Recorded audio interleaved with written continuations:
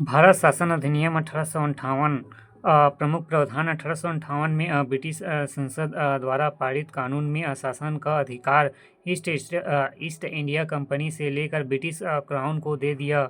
इसके पहले भारत पर सत्ता कंपनी की डायरेक्टरों एवं बोर्ड ऑफ कंट्रोल की थी, पर अब शासन का भार भारतीय सचिवालय secretary of state for India को दे दिया गया और उसकी सहायता के लिए एक काउंसिल नियुक्ति कर दी गई। भारत सचिव ब्रिटिश कैबिनेट का सदस्य और संसद के प्रति उत्तरदायी होता था। इस तरह भारत की सत्ता अंततः ब्रिटिश संसद के हाथों में थी। भारत सचिव के वेतन भत्ते एवं भारतीय राजस्व के दिए जाते थे।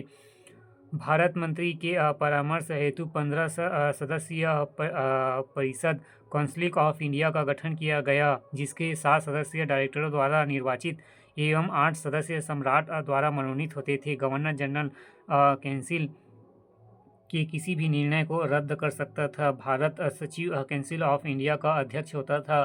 बैठकों की अध्यक्षता, निर्णायक एवं मताधिकार, वीटो पावर, हर आदेश पर हस्ताक्षर सहित आदि भारत के तमाम छोटे छोटे मामलों पर भी भारत सचिव नियंत्रण रखता था।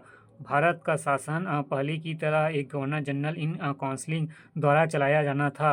गवर्नर जनरल को वायसराय अर्थात सम्राट के व्यक्तिगत प्रतिनिधित्व की पदवी दी गई। गवर्नर जनरल व प्रांतीय गवर्नरों की नियुक्ति सम्राट द्वारा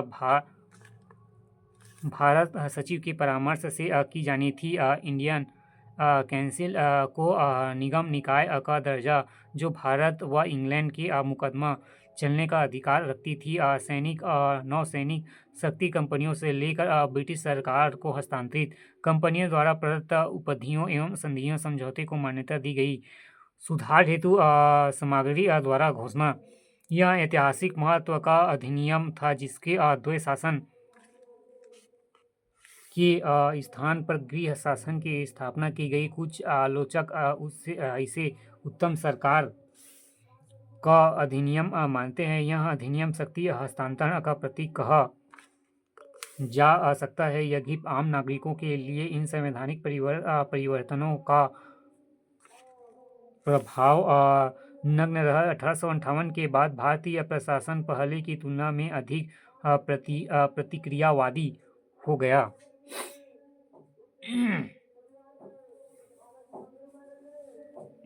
भारतीय परिषद अधिनियम 1861 कारण 1857 के विद्रोह का प्रभाव, वफादार भारतीयों को उचित पुरस्कार की मांग, प्रांतीय सरकार में प्रतिनिधित्व प्रणाली की केंद्रीय सरकार से अनिवार्यता की मांग, विधायिका परिषद का दोषपूर्ण संगठन 1853 के एक्ट की त्रुटियां, धाराएं, गवर्नर जनरल की कार्यकारिणी परिषद का विस्तार, सदस्यों की संख्या 4 से बढ़कर 5 कर दी गई। कार्यकारिणी के सुचारू संचालन हेतु गवर्नर जनरल अधिकृत कैनिन द्वारा मंत्रिमंडलीय व्यवस्था की शुरुआत, पोर्टफोलियो पद्धति की शुरुआत। गवर्नर जनरल एग्जीक्यूटिव काउंसिल को 6 से 12 सदस्य तक बढ़ाने का अधिकार था, जिसमें से कम आधे सदस्य गैर सरकारी होना आवश्यक था। कार्यकारिणी सहित अतिरिक्त सदस्यों की इस विस्तार परिषद को इंपीरियल लेजिस्लेटिव काउंसिल कहा गया। गवर्नर जनरल की विधायी परिषद संपूर्ण भारत के लिए कानून बन सकती थी। विधेयक गवर्नर जनरल की स्वीकृति से कानून बन सकते थे, लेकिन भारत सचिव इसके द्वारा बनाए गए किसी भी कानून को रद्द कर सकता था।